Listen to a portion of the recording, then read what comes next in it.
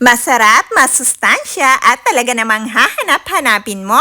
So dahil nga po umiiwas ako sa mga ginisa o kaya naman po ay pinirito, kaya naman po nilagyan ko lang po yung baboy ng water and then pagkatapos po niyan, mamaya po ay mag-a-add ako dyan ng asin dahil nga po nagkakos ng inflammation ang mga ginisa o kaya naman po ang mga pirito, kaya naman po healthy way po ang ginawa kong pagluluto and besides lalabas din naman po ang sariling mantika ng baboy.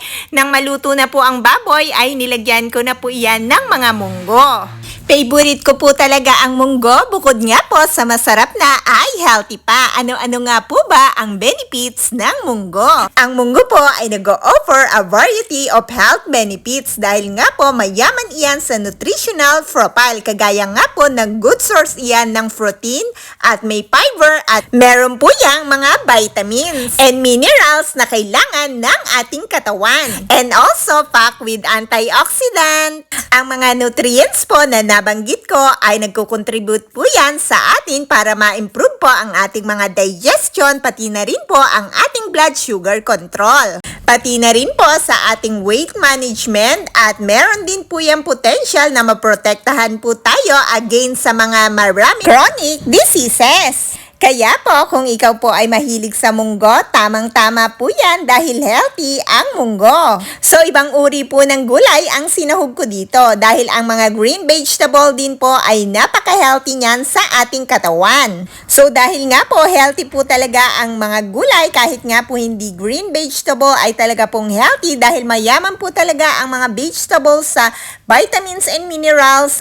At napakalaki po talaga ng tulong ng mga gulay para makaiwas po tayo sa mapakaraming mga iba't ibang uri ng sakit. Dahil po yon sa mga vitamins and minerals na nakukuha natin sa pagkain ng mga gulay. Tumutulong po yon para talagang hadlangan o bawasan ang pagkakaroon natin ng iba't ibang uri ng sakit. At kung may sakit naman po ang mga gulay, ay napakalaking tulong po talaga para mabawasan ang mga masamang sintomas na ating nararamdaman. Kaya naman po kahit may sakit or wala ka pong sakit, dapat po ugaliin mo po talagang kumain palagi ng mga gulay at prutas. At ano naman po ba ang makukuha kong mga benefits sa sinahog ko dito na baboy at hipon?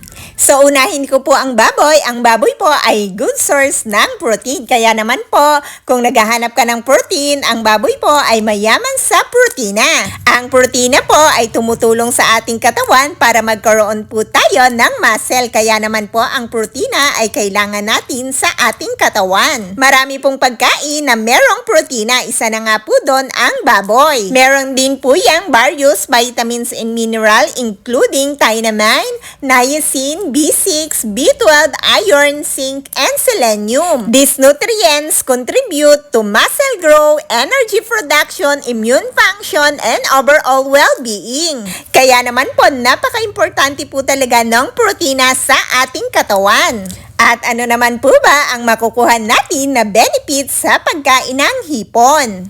Kagaya po ng ibang pagkain, ang hipon din po ay mayaman sa nutrients. Ang hipon din po ay good source ng protina, kaya naman po hindi lang po tayo sa baboy, sa manok, at pati na rin po sa isda makakakuha ng protina, pati na rin po sa hipon. At para naman po sa mga naghahanap ng low calories, ito na po ang hipon na low calories. And pack of vitamins and minerals like selenium at meron din po yung vitamin B12 at pati na rin po astaxanthin. Ang mga nabanggit ko po na nutrients ay nagko-contribute po iyon sa ating kalusugan kagaya nga po ng pagpapatibay ng buto at napakaganda din po sa ating mga brain health at pati na rin po sa ating heart health.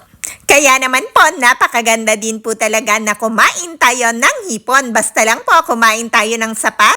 Basta lahat po ng ating kakainin ay kumain lang po tayo ng sapat. Huwag po talagang sobrang dami para po pwede rin po natin makain ang iba pang pagkain at mabalance po natin ang ating mga kinakain. So guys, naluto na po itong napakasarap at napaka-healthy munggo. Bukod sa healthy way po ang paglulutong ginawa ko, yun nga po mga sahog ng munggo ay healthy po talaga, pati na rin po ang munggo. At napakasarap po talaga, malinamnam at malasa. Kaya naman po, hindi ko na po natiis at nagtikimim portion na po. Talaga pong napakasarap ng munggo. Napakalinamnam po guys at lasang-lasa po yung baboy, pati na rin po yung hipon at yung munggo po talaga ay napakalinamnam at napakasarap na talaga pong hahanap-hanapin mo.